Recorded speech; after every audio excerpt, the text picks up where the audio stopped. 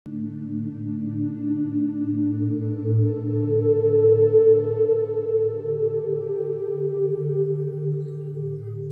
Senjakala Pajajaran adalah serial video yang membahas sejarah kerajaan Pajajaran sepeninggal Prabu Siliwangi.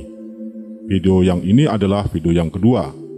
Sebelum melanjutkan video ini, admin akan sajikan dulu ringkasan kisah pada video pertama.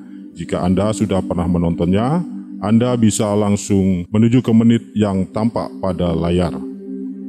Pada video pertama dikisahkan bahwa masa keemasan tanah Pasundan terjadi pada masa pemerintahan Prabu Siliwangi yang bernama asli Jayadewata. Siliwangi mampu mempersatukan seluruh tanah Pasundan di bawah satu kemaharajaan yang disebut Pakuan Pajajaran. Di masa usia senja Siliwangi, tanda-tanda kehancuran Pajajaran sudah terlihat, yaitu ketika Syarif Hidayatullah yang adalah cucu Siliwangi memproklamasikan Cirebon sebagai kesultanan yang merdeka, tidak tunduk lagi kepada Pajajaran. Sepeninggal Siliwangi, perang terbuka antara Syarif Hidayatullah melawan Surawisesa, pengganti Siliwangi, terjadi berkali-kali. Dalam 5 tahun, Surawisesa menghadapi 15 kali peperangan melawan Cirebon. Agresi Cirebon yang dibantu oleh Demak ke wilayah Galuh tidak dapat dibendung oleh Surawisesa. Akhirnya, Pajajaran kehilangan separuh dari wilayah kekuasaannya. Bukan hanya Galuh, Sunda Kelapa dan Banten pun lepas dari kekuasaan Pajajaran. Akhirnya, pada tahun 1531, terjadi perjanjian damai antara Cirebon dan Pajajaran. Perjanjian ditandatangani oleh Syarif Hidayatullah dan Surawisesa. Ikut bertandatangan juga dua putra Syarif Hidayatullah, yaitu putra mahkota Pangeran Pasarean dan Adipati Banten Pangeran Sabakingking alias Maulana Hasanuddin. Isi perjanjian damai itu adalah Pajajaran dan Cirebon saling mengakui kedaulatan masing-masing dan sebagai keturunan Sri Baduga Maharaja tidak akan saling menyerang. Semasa Surawisesa masih hidup, perjanjian damai itu tidak pernah dilanggar oleh kedua belah pihak. Tetapi sepeninggal Surawisesa, perang kembali meletus antara Maulana Hasanuddin dari Banten dengan raja-raja pengganti Surawisesa. Pemirsa, kita akan membahas serbuan pertama dan serbuan kedua Banten di bawah pimpinan Maulana Hasanuddin ke Pajajaran. Ada kisah unik dalam agresi Banten ke Pajajaran. Seorang raja yang gemar berpuasa akhirnya kalah dalam peperangan, dan seorang raja yang terlalu mengandalkan jimat-jimat akhirnya melarikan diri dari pertempuran. Kita juga akan mengungkap sejarah asal mula adanya suku Baduy di Lebak, Banten. Bagaimanakah kisahnya? Simak video ini hingga selesai.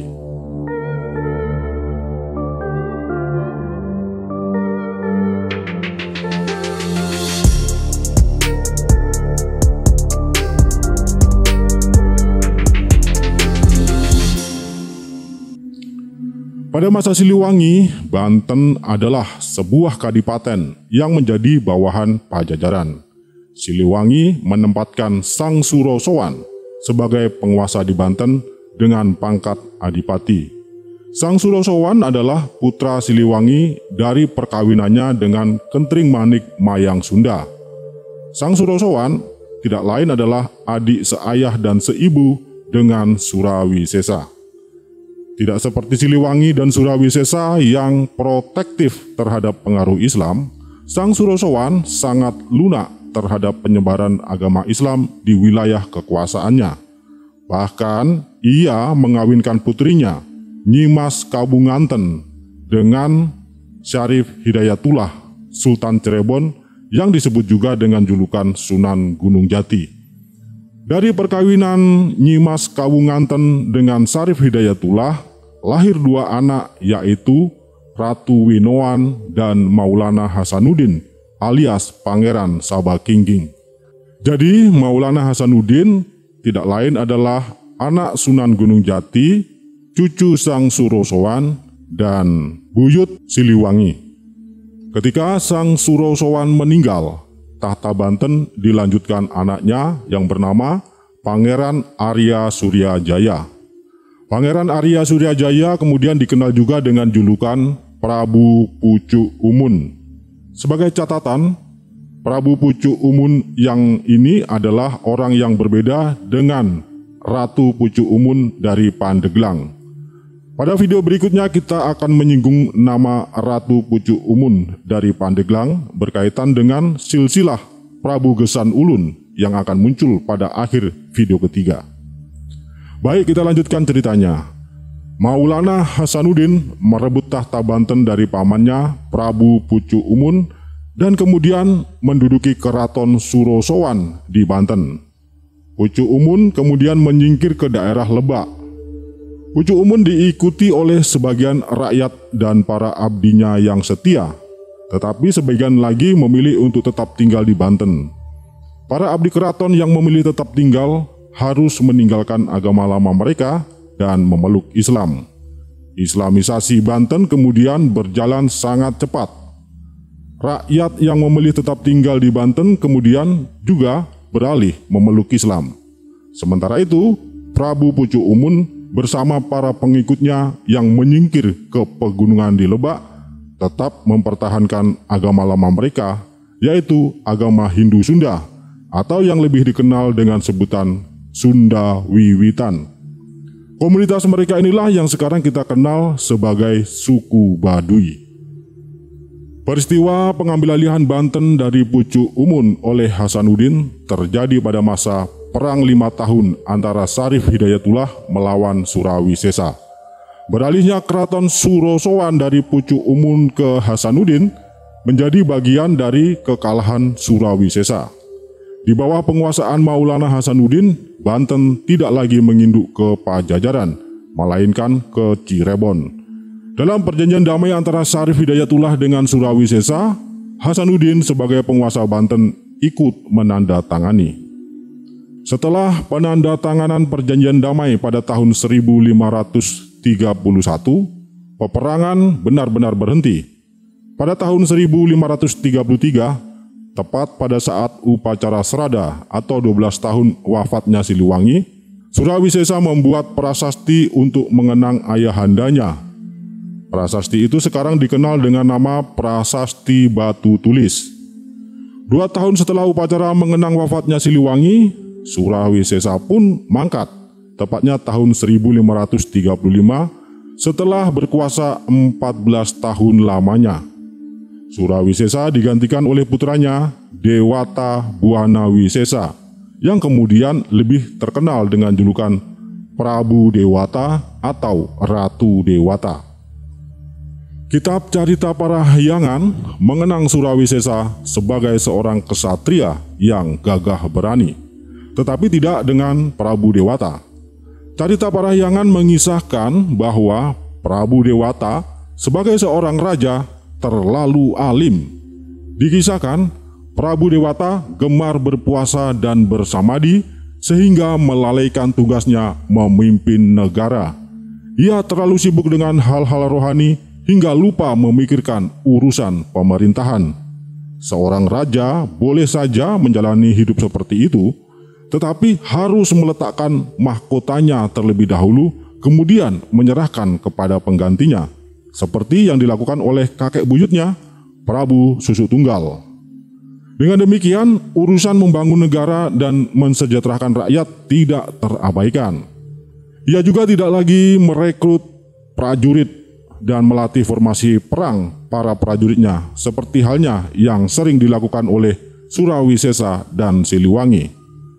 Mungkin Prabu Dewata terlalu percaya diri dengan adanya perjanjian damai antara Cirebon dan Pajajaran, sehingga ia tidak pernah berpikir bahwa perjanjian itu bisa saja ada yang melanggar. Untungnya, ia masih memiliki banyak punggawa kerajaan yang setia dan berpengalaman yang telah mengabdi kerajaan sejak masa Surawisesa berkuasa. Dia juga mewarisi angkatan perang yang tangguh dan telah berpengalaman di medan peperangan semasa pemerintahan ayahnya.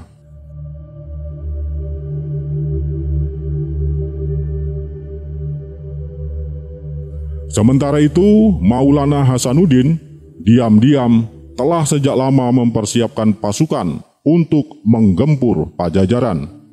Ia tidak lagi peduli dengan perjanjian damai antara Cirebon dan Pajajaran. Ia menyusupkan pasukannya ke Pakuan secara senyap. Setelah seluruh pasukannya tiba di Pakuan, Maulana Hasanuddin melakukan serangan secara tiba-tiba. Tidak pernah menduga akan datangnya serangan mendadak, pasukan Pajajaran tidak siap menghadapi musuh. Pertempuran dahsyat pun terjadi. Pasukan Pajajaran berusaha menahan serangan pasukan Banten dengan sangat susah payah. Kedua belah pihak bertempur dengan gagah berani. Pasukan Banten berhasil memukul mundur pasukan Pajajaran. Akhirnya pasukan Pajajaran hanya bisa bertahan di dalam benteng istana. Dengan sekuat tenaga, pasukan Banten mencoba menembus benteng pertahanan untuk menduduki istana, namun sia-sia. Selain dilindungi oleh tembok pertahanan yang kokoh, istana Pakuan juga dikelilingi parit penghalang yang tidak mudah untuk ditembus. Meskipun pasukan Pajajaran berhasil mempertahankan istana, tetapi dalam serangan itu Pajajaran kehilangan dua panglima andalannya. Tohan Sarendet dan Tohan Sangiang gugur dalam pertempuran.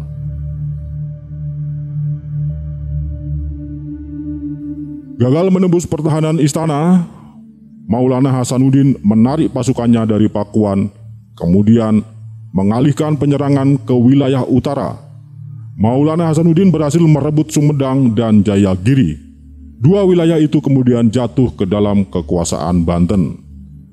Kitab Carita Parahyangan menganggap kekalahan Pajajaran dalam serangan pertama Banten itu karena rajanya terlalu banyak berpuasa dan bersamadi, sehingga tidak menyadari musuh membangun kekuatannya secara diam-diam serta melancarkan serangan secara mendadak. Karena itu, Kitab Carita Parahyangan mengatakan, Nya yatna yatna sang kawuri hawa tasira kabalik pupuasaan. Benar nggak ya nih cara mengucapkannya? Ya begitulah, yang artinya berhati-hatilah kalian yang akan datang. Janganlah engkau berlindung di balik puasa. Maksudnya, tugas seorang raja adalah mengatur negara, bukan berpuasa dan bersamadi. Begini, admin tidak bermaksud mengejek orang yang sedang berpuasa. Yang admin sebutkan tadi adalah kritik Kitab Carita Parahyangan kepada Prabu Dewata. Sekadar catatan, Prabu Dewata adalah penganut Hindu. Tapi jika Anda tidak setuju dengan sebutan Hindu untuk agama Raja-Raja Pajajaran, karena menurut Anda mungkin yang benar adalah agama Sunda Wiwitan. Itu benar. Sebab Sunda Wiwitan tidak lain adalah Hindu khas Sunda, yaitu sinkretisme antara Hindu dan kepercayaan asli orang Sunda zaman dahulu. Hal ini juga tidak berarti admin mengolok ajaran Hindu atau Sunda Wiwitan. Hanya saja tampaknya praktik hidup Prabu Dewata terlalu ekstrim dan tidak seimbang, sehingga dapat diartikan sebenarnya dia pun menyimpang dari ajaran agamanya yang benar. Bukankah semua agama mengajarkan keseimbangan hidup antara hal-hal yang rohani dan jasmani? Jadi, Anda yang sedang menjalankan ibadah puasa Ramadan, admin ucapkan selamat menjalankan ibadah puasa. Ingat, jangan lengah, waspada musuh yang datangnya diam-diam, yaitu godaan hawa nafsu, amarah, kebencian, ketamakan, dan lain sebagainya. Baik, mari kita lanjutkan kisah Prabu Dewata. Setelah berkuasa 8 tahun, pada tahun 1543, Prabu Dewata wafat. Ia digantikan oleh putranya bernama Ratu Sakti Sang Mangabatan. Raja ini kemudian lebih dikenal dengan julukan Ratu Sakti atau Prabu Sakti. Jika ayahnya sebagai seorang raja dinilai terlalu religius dan mengabaikan urusan duniawi, termasuk juga mengabaikan urusan-urusan negara, Prabu Sakti justru kebalikannya. Ia mengabaikan ajaran agama dan etika, senang mengejar kenikmatan duniawi, dan memerintah dengan tangan besi. Melihat ayahnya yang gagal memimpin kerajaan karena menjalani gaya hidup yang terlalu religius, layaknya seorang resi, maka Prabu Sakti kemudian memandang rendah para resi, yang menurutnya para resi menjalani kehidupan yang sia-sia. Ia sering menghina dan melecehkan para resi. Dia juga tidak menaruh hormat kepada para bini sepuh kerajaan yang telah berjasa banyak bagi negara. Prabu Sakti juga menarik pajak sangat tinggi dari rakyat untuk membiayai gaya hidupnya yang glamor. Harta benda dan tanah rakyat banyak dirampas oleh kerajaan atas perintahnya dengan alasan demi kepentingan negara. Ayah Prabu Sakti yaitu Prabu Dewata adalah seorang vegetarian yang berpantang makan daging. Tetapi Prabu Sakti kebalikannya, suka berpesta pora, bukan hanya gemar menyantap masakan daging, tetapi juga gemar memangsa gadis-gadis yang masih segar.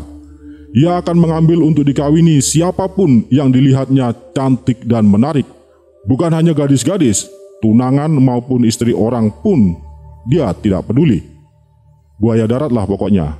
Bahkan kitab Carita Parahyangan mengisahkan, raja ini juga mengawini ibu tirinya, istri mendiang ayahnya. Tidak kurang-kurangnya para resi mengingatkan tindakan-tindakan buruk yang melanggar ajaran agama dan etika, tetapi teguran-teguran para resi itu tidak membuat raja ini sadar, justru sebaliknya membuatnya marah. Ia menghabisi para resi atau siapapun yang berani mengkritiknya. Banyak resi mengalami nasib buruk, yang tidak bisa dibunuh, dibakar, yang tidak mempan dibakar, dibuang ke laut. Demikianlah dikisahkan Carita Parahyangan. Semasa pemerintahan Prabu Resi, kekacauan dan kelaparan banyak terjadi di Pajajaran. Rakyat mulai kehilangan simpati kepada rajanya. Diam-diam rakyat Pajajaran mengidolakan Sultan Banten dan Sultan Cirebon yang dipandangnya jauh lebih bijaksana. Kekacauan situasi yang terjadi di Pajajaran pada masa Prabu Sakti berkuasa sebenarnya bisa menjadi kesempatan yang baik bagi Cirebon maupun Banten untuk menggulung kerajaan itu. Tetapi kesempatan baik itu tidak dapat dimanfaatkan oleh Cirebon maupun Banten, sebab sebagian besar pasukan Banten dan Cirebon sedang dikerahkan untuk membantu Sultan Trenggana dari Demak menyerang Pasuruan. Beratnya pertempuran di Pasuruan membuat Banten dan Cirebon pun harus berkonsentrasi penuh untuk mendukung sekutunya yaitu Sultan Trenggana untuk bisa memenangi pertempuran itu. Tetapi akhirnya Sultan Trenggana sendiri pun tewas dalam pertempuran di Pasuruan pada tahun 1546. Pasca tewasnya Sultan Trenggana, Demak dilanda konflik perebutan kekuasaan antara Sunan Prawoto dan Pangeran Seda Lepen. Cirebon dan Banten sebagai sekutu Demak pun terseret dalam pusaran konflik internal Demak. Kesultanan Demak akhirnya runtuh karena konflik internal itu dan keberadaannya kemudian digantikan oleh Kesultanan Pajang. Setelah terlibat dalam pusaran konflik internal di Kesultanan Demak dan akhirnya Demak tamat dalam panggung sejarah, Banten dan Cirebon pun lemah. Banten dan Cirebon tidak lagi mempunyai sekutu sekuat Demak. Situasi ini sebenarnya sangat baik bagi Pajajaran jika ingin menyerbu dan merebut kembali Cirebon dan Banten. Tetapi karena Pajajaran sendiri sedang dilanda kekacauan akibat diperintah oleh raja yang buruk, Pajajaran pun tidak dapat memanfaatkan situasi tersebut. Dengan cepat, Banten dan Cirebon bangkit dan kembali memperkuat angkatan perangnya. Para pembesar Pajajaran melihat potensi ancaman kembali menguat, sedangkan Pajajaran sendiri semakin hari semakin lemah akibat ulah rajanya. Akhirnya pada tahun 1551, setelah memerintah selama 8 tahun, Prabu Sakti diturunkan secara paksa dari tahta dan diusir keluar dari istana. Prabu Sakti meninggal dalam pengasingan dan dimakamkan di Pengpelangan. Pengganti Prabu Sakti adalah putranya, yaitu Prabu Nilakendra. Prabu Nilakendra memerintah Pajajaran dalam situasi kepanikan. Di satu sisi, dia harus mengatasi krisis ekonomi yang menyebabkan rakyatnya mengalami bencana kelaparan. Tetapi di sisi lain dia juga harus mengantisipasi serangan dari Banten yang terlihat semakin intensif memperkuat militernya. Bahkan baru setahun Nilakendra memerintah, Banten resmi menjadi kesultanan yang berdaulat. Hasanuddin memisahkan diri dari Cirebon dan mendirikan kerajaannya sendiri di Banten pada tahun 1552. Di tengah rasa frustrasi, Prabu Nilakendra akhirnya mengambil jalan pintas mencari kesaktian dengan mengikuti ajaran Tantra atau Tantrayana.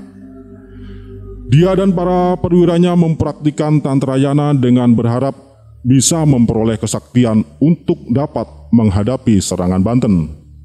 Tantrayana inilah yang dipraktikkan juga oleh Prabu Kertanegara dari Singasari dan Aditya Warman dari Malayapura. Kita akan membahas tentang aliran Tantrayana ini pada kesempatan yang lain. Sederhananya begini, Tantrayana adalah ajaran yang mengambil jalan kebalikan dari jalan yang diajarkan oleh Buddha dalam mencapai kesempurnaan. Untuk mencapai kesempurnaan, Buddha mengajarkan berpantang makan daging. Tetapi Tantrayana justru berpesta daging dalam ritualnya. Buddha mengajarkan untuk menghindari minuman yang memabukkan. Tetapi sebaliknya Tantrayana justru minum alkohol hingga mabuk dalam ritualnya. Buddha mengajarkan agar berpantang senggama, tetapi sebaliknya Tantrayana justru melakukan senggama secara bersama-sama dalam ritualnya. Puncak ritual Tantrayana adalah bersatunya lingga dan yoni, yaitu persenggamaan laki-laki dan perempuan. Bersatunya laki-laki dan perempuan dianggap sebagai bersatunya kekuatan negatif dan positif yang akan melahirkan energi yang sangat dahsyat.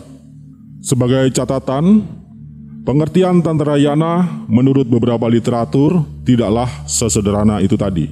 Bahkan praktik yang demikian itu tadi dipandang sebagai penyimpangan dari Tantrayana yang sesungguhnya. Tetapi bagi yang ingin mencari kesaktian dengan jalan pintas, cara-cara itu tadi dulu sering dipraktikkan.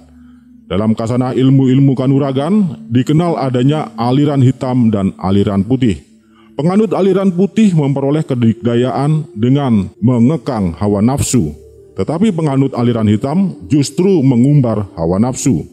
Maka jalan aliran putih adalah jalan yang sulit dan berat, sementara jalan aliran hitam adalah jalan yang mudah dan menyenangkan.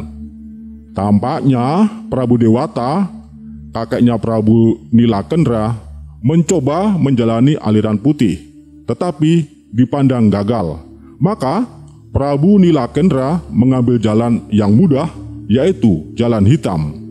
Kitab Carita Parahyangan menyebutkan juga bahwa Nilakendra mengandalkan batu hitam. Batu hitam diartikan oleh para ahli maksudnya adalah jimat. Pada masa Nilakendra, keadaan di istana Pakuan tidak lebih baik dari pada masa Prabu Sakti. Pada masa pemerintahan Prabu Sakti dan Prabu Nilakendra ini, Carita Parahyangan menyebut Pajajaran memasuki masa Kali Yuga.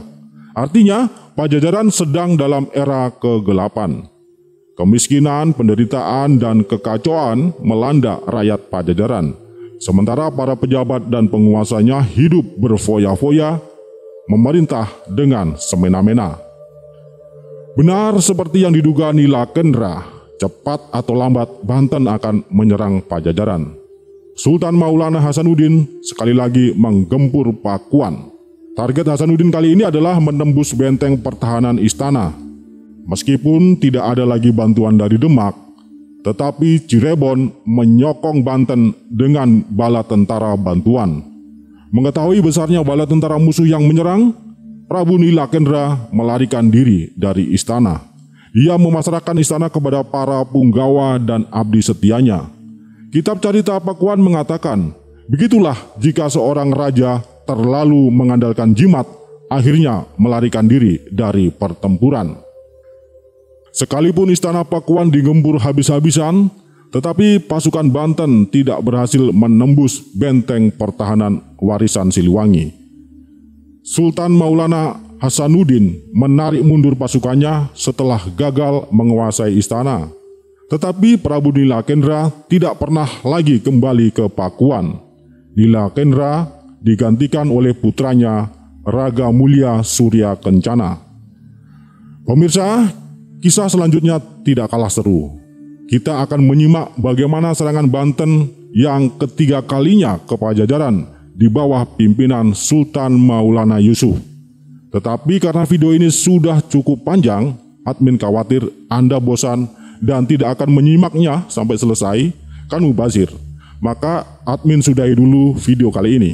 Kita akan melanjutkan kisah-kisah terakhir riwayat Pajajaran pada masa Prabu Surya Kencana dalam video berikutnya.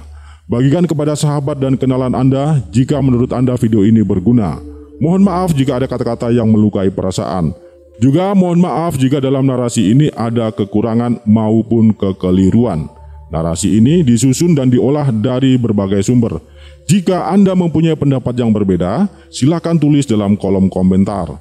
Terima kasih sudah menyimak video ini hingga selesai. Salam sejarah, salam budaya, wassalam, rahayu, rahayu, rahayu. Semoga Tuhan memberkati.